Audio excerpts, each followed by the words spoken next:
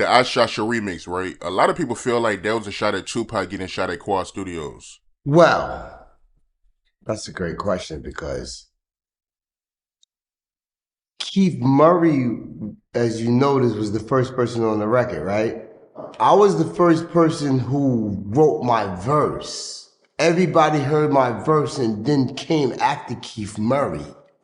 I spearheaded the record. So they got their inspiration from me.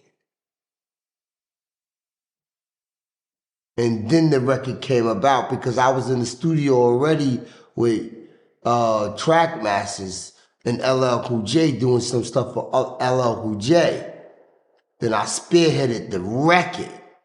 That's how it came about with Tupac thinking people was rallying around against him.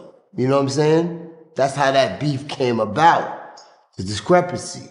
Because I wrote my first, and then everybody else came along and fed off the record. I spearheaded the record.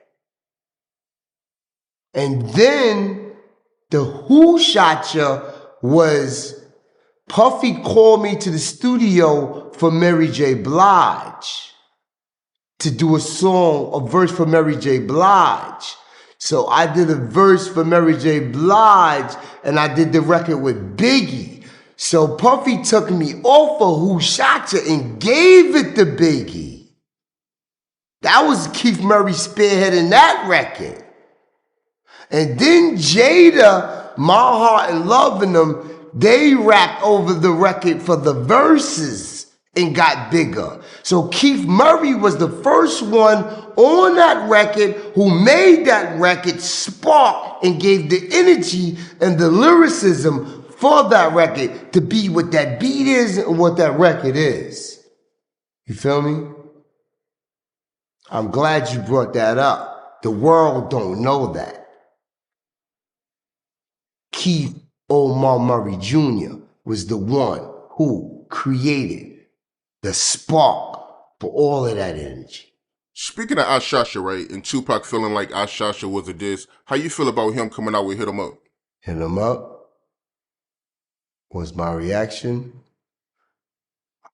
I was like, wow, this is crazy because words can create physical altercations. And they was talking to, Pac said he actually Biggie's wife. And Pac is a person who is on the microphone and people really listen to him. So did he really do that or not? Is he gonna lie and say that? You can actually say that? Like, nations go to war over words.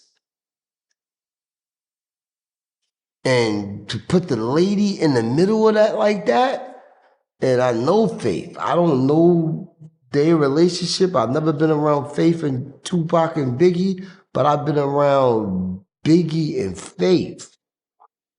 And for him to say that, Pac to say that, I f***ed your bitch.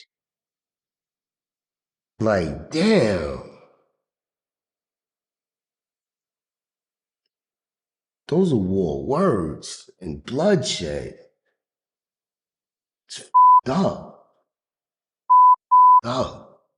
Yeah, man. It sounds like you took it personal, man, what Tupac was saying on Hit 'Em Up about Faith. Did you believe what he was saying? I wasn't in the room.